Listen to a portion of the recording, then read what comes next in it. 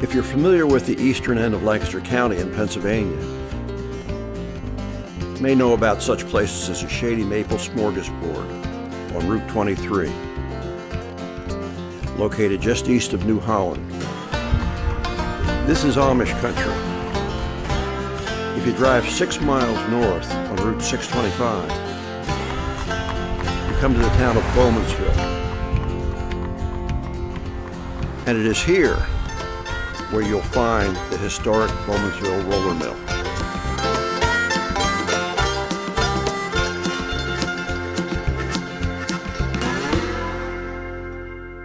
My name is Ron Funk, and Nancy, my wife, and I are the caretakers of the Bowmansville Roller Mill. I grew up in Philadelphia, but I'm coming back to Bowmansville where my ancestors came from in Lancaster County. They were river brethren, so I've come back to find my roots, and we just happened to come across this mill when we were looking for a home. And we bought it in 2004, intending to convert it into a house. And we found out that there was an easement on the property that prevented it from changing at all from its current configuration. So we decided that we'd buy it anyway. And in retrospect, we've often thought that what kind of mistake did we make when we bought the property. But we built a house, and our intention is to maintain the mill in its current condition for the future. And it does reflect the ancestry of the people who lived in this area. It was owned by 2 families for 6 generations, the Goods and Vanitas. And so we see our responsibility as maintain it to reflect the heritage of those families, and also to preserve it for future generations so that they can appreciate the labor that they went through to run a business like this. Thanks to the Preservation Trust of Lancaster County, the Bowmansville Roller Mill will be preserved in its present form. Joe Patterson is the executive director of the trust. Bowmansville Roller Mill is an asset for Lancaster County. It exemplifies how a historic structure could and should be maintained and preserved. One of its unique features is that it has a historic preservation easement on it. And an easement is put on a property to save it in perpetuity, meaning that it cannot be torn down and cannot be altered. It's an agreement between the Historic Preservation Trust of Lancaster County and the property owner. By the 1780s, flour milling was a booming industry. In 1785, Oliver Evans, the American inventor and engineer, began experimenting with innovations that would move grain and flour vertically and horizontally. The first was a bucket elevator, which would move the wheat from the bottom to the top of the mill. Next, he developed the hopper boy, a device which gathered meal from a bucket elevator and spread it evenly over the drying floor. A mechanical rake would revolve around the moderately inclined floor space, moving the flour towards central chutes. These innovations saved many hours of labor, and later he added the Archimedean screw, which would convey the flour horizontally. So the Bowmansville Roller Mill was a state-of-the-art mill, having been built with these Oliver Evans labor-saving designs.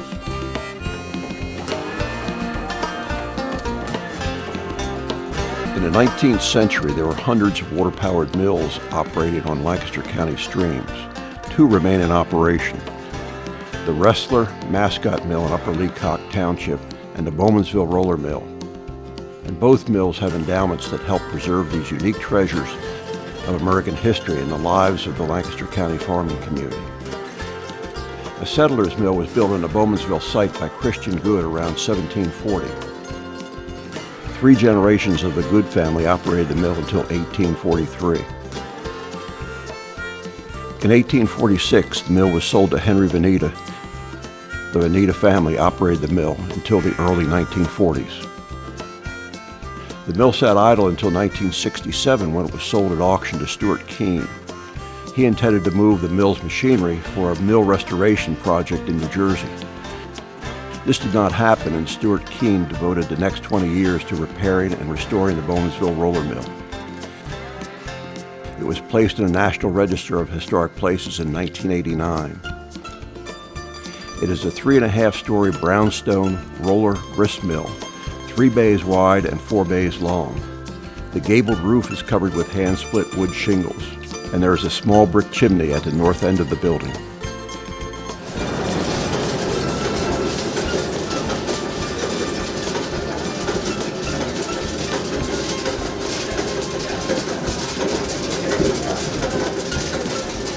This mill is unique because it's a grist mill and it's also a roller mill, so it does reflect the evolution of milling over thousands of years.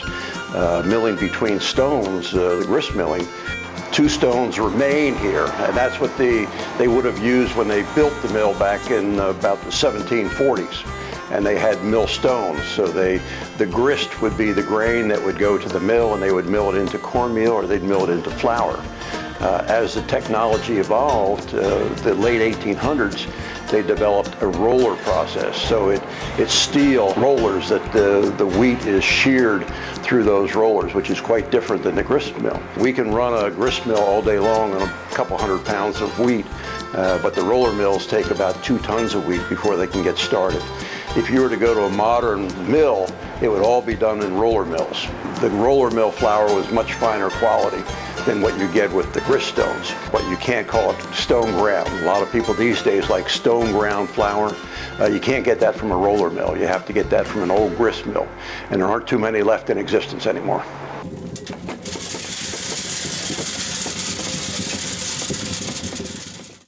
Lancaster County Preservation Trust plays a significant role in preserving historic properties in Lancaster County. Lisa Horst is the board president of the trust. Well, the Historic Preservation Trust is there to help save historic buildings if we can. And what we want to do is document them. If we can't save them, we want to document them and put them in our records so that generations to come in the future will be able to look back and look at the history of Lancaster County.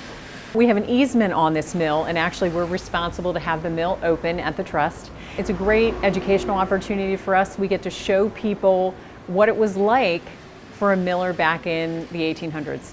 The miller didn't have wheat or corn to mill. They have a sawmill. They would saw logs, or in some cases they had a cider press. They would squeeze apples.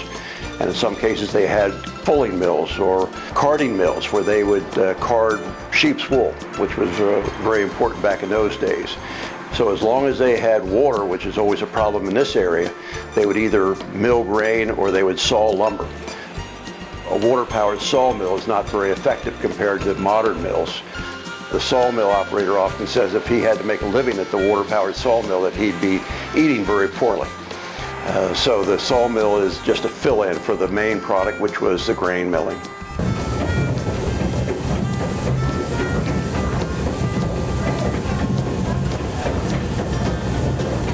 We're blessed by the fact that we have water. A lot of mills, there were over 150 mills in Lancaster at one time, and many of them lost their water. And as soon as a mill loses water, it has really no purpose for existing anymore other than apartment building, storage, or an antique shop. So we have water. It's a mill race that is a mile long, goes under the turnpike, and there's a small dam above the turnpike. And we do have sufficient water, and we have a mill pond to run the mill. As long as the weather cooperates. In the summertime, we lose our water oftentimes, and then we have difficulty running the mill. And that would have been a problem for the miller as well. And when they lose their water, there's not much they can do except operate their farm. I got involved in the trust. I'm an architect during the day, so the historic aspect of the mill is what drew me into the board. And then the first time I came out to see the mill in operation, it was an awe-inspiring event for me. I thought, this is really cool. It was something that I definitely wanted to see younger generations exposed to, which is why I got involved in the project, and I've been trying harder to get young school-age kids through this to have them experience the same thing I did. We are open to the public 4 times a year. Sometimes we're open for walkthroughs. We are open and operating when we can acquire the services of a sawmill operator and also a grist mill operator. Our grist mill operator comes from Virginia. Milling is really special to me all around, but this mill is very unique because this mill shows the technology change throughout all of milling history. It starts at the earliest period, which was millstones. It goes into roller mills, which came after the millstones. And then when they could not make a living selling people food anymore, this mill was transformed into a feed producing mill. It also has not been really what you call restored. It has only been repaired throughout the years. So this mill is very unique in showing exactly how it was left when Bonita sold it at auction. So things were just repaired, they weren't changed.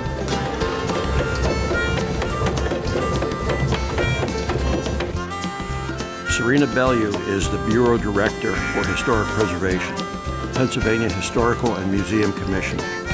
Here she talks about the importance of historic preservation. It is about ensuring that we have a record of our past and our heritage. It's not always possible to preserve everything, and quite frankly, everything shouldn't be preserved. But there are certainly good examples of history that should be maintained for future generations, like this mill.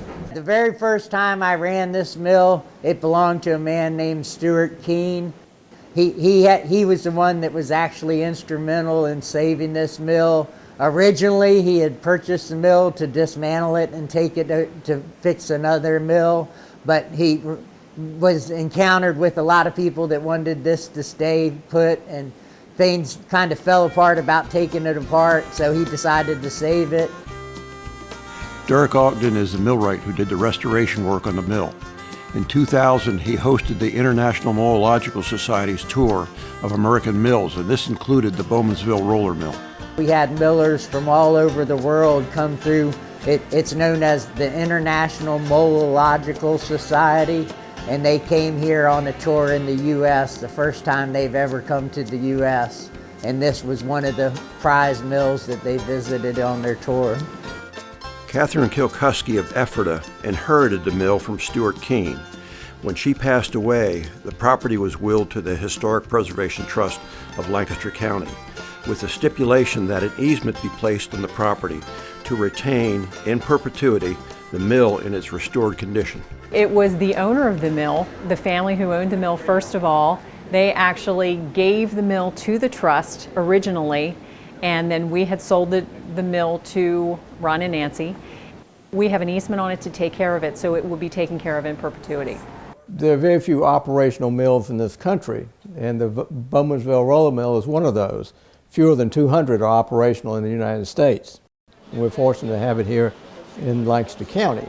The mill is operational as for demonstration purposes, but is not operational commercially.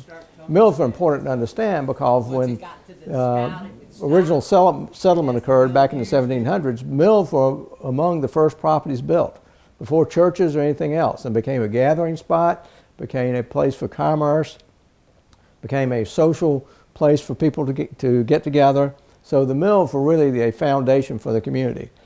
And you'll see that around Lancaster County. We have 94 mills in Lancaster County. Other mills have been transformed into event venues. They've been transformed into offices, residences, and we encourage that. Adaptive reuse is certainly a positive alternative to tearing the mill down. But the Bowmansville Roller Mill is operational, and that's something we take great pride in.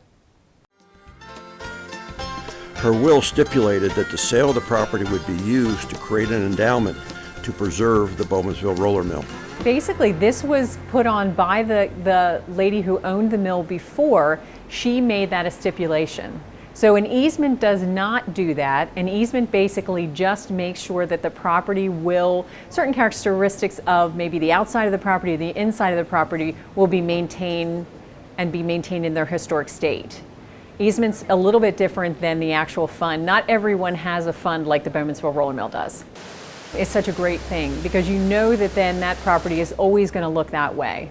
So you're not going to be able to change it and put maybe a 21st century railing or windows or something else in it. If that's part of the easement, then you know that that property will always retain its interesting historic characteristics.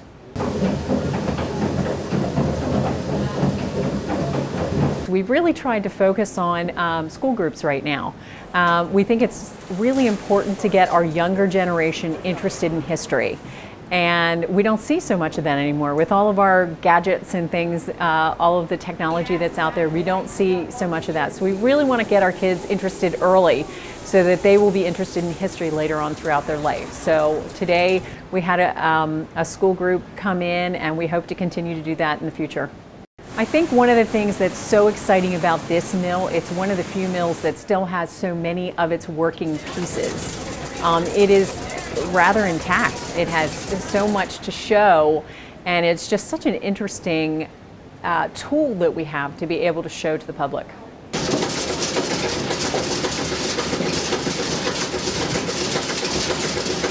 It's very rare to find mills that have this much machinery still not only in the mill but actually operating, and to have one like this that has the range of machinery over time, not just the millstones but the roller mills operating at the same time, that is quite rare. So we're very happy that it happens to be here, and the current owner has done such an amazing job of maintaining it. I was amazed at how untouched it was and what a gem it was because it was untouched. It hadn't been there'd been nothing done. It had evolved on its own and all the pieces were still in place. That's very unusual.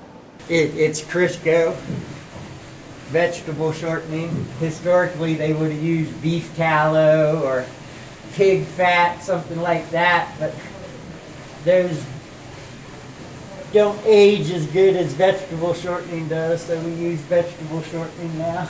I think we're very fortunate to have the resources that we do with Mason Maddox available.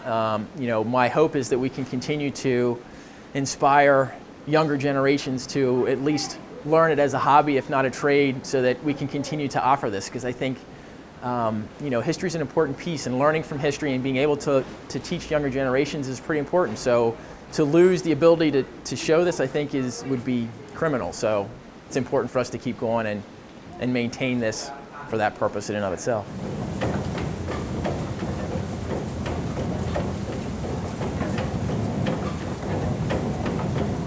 There are many issues involved with historic preservation because it's a balancing act. You have to be able to understand the needs of a community, understand when new construction, new infill, new development is appropriate, but it's also possible to do both. You can have your historic resources coinciding and working alongside with new development. And my office spends a lot of time working with state agencies and federal agencies, for instance PennDOT and HUD and those types of things, and working with them to try and maintain some of the historic character of the communities that they work in without sacrificing the modern development or new infrastructure needs of that particular area. In 2015, PennDOT has undertaken the reconstruction of Route 625 from the Berks County line to Route 23 in Lancaster County. In 2016, the bridge that traverses the Tail Race and Muddy Creek will be replaced as part of the ongoing PennDOT Route 625 construction. Section 106 of the National Historic Preservation Act requires federal agencies to take into account the effects of their undertakings on historic properties. There is a federal law called Section 106, which is part of the National Historic Preservation Act, which is the large federal implementing law in this country for historic preservation. It created the National Register of Historic Places. It created the State Historic Preservation Offices, which is where I work. And it requires federal agencies to take into account the potential effects of their actions on historic properties. So in this case, the bridge just out here across the creek, when PennDOT, who receives federal funds as well as state funds, will be looking at improving that bridge either for safety reasons or for traffic load, then they will have to go through a process of consulting with property owners, with concerned citizens, with my office, to try and ensure that the unique historic character of this immediate area next to the bridge is preserved as best as possible. And sometimes that process works very well. Other times it can be very challenging because there's modern codes that have to be met and only so much room and space to maneuver. But hopefully with, at least in this case, we can come to an agreement of something that will meet the needs that PennDOT is looking for and still preserve the area without changing it too much. The Historic Preservation Trust is a nonprofit 501c3, and we continue to sustain our mission, which is to encourage and facilitate historic preservation throughout Lancaster County, all 60 municipalities, and we do that through funding, through leasing our building, a good portion of our building, downtown at 123 North Prince Street, through donations and through memberships. And we're particularly interested in memberships from businesses. because we have an alignment with businesses, because whenever there's historic preservation that occurs, that means there's opportunities for developers, for contractors, for attorneys, for construction trades, for countless number of businesses in Lancaster County. And so aligning ourselves with businesses is only natural, and we encourage that, and we're very pleased with the response we've gotten thus far. Pennsylvania is lucky to have so many wonderful examples of really interesting, especially industrial buildings from a lot of different time periods over the years, and this is certainly a very good example of, as you said, an 1800s mill. It's very intact. It hasn't had, modern additions to it, which is quite often the case with a lot of mills. It hasn't been, converted into a store or a house or some use that would make it not very sympathetic to its original intent.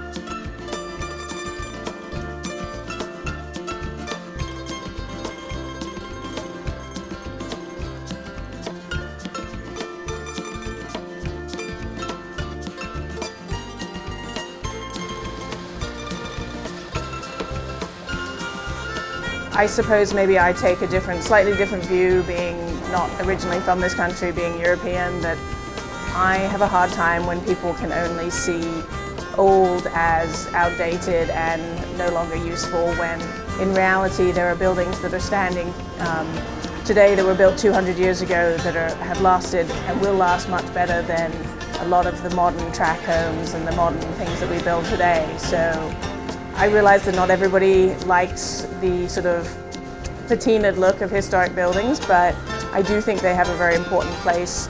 I think they help to keep the identity of a community, and they shouldn't just be considered a liability. We really see them as assets to enhancing the community. Perhaps we've gotten to the point now where that old technology is fascinating again, because it's not a handheld device, it's not instant. And I think you can feel the floors moving, you can feel the vibrations, you can feel the water hitting your face. You can't get that with an iPod.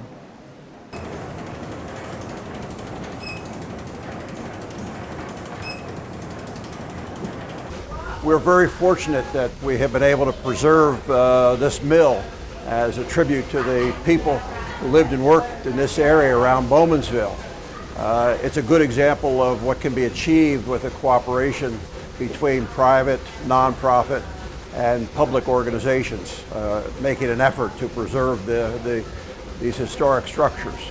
The Farmland Preservation Trust, the Nature Conservancy, and the Historic Preservation Trust of Lancaster are excellent resources that help to preserve the land, the buildings. What we want to do is preserve more of these relics that were created by our ancestors, and we want to pass them on for the enjoyment of future generations.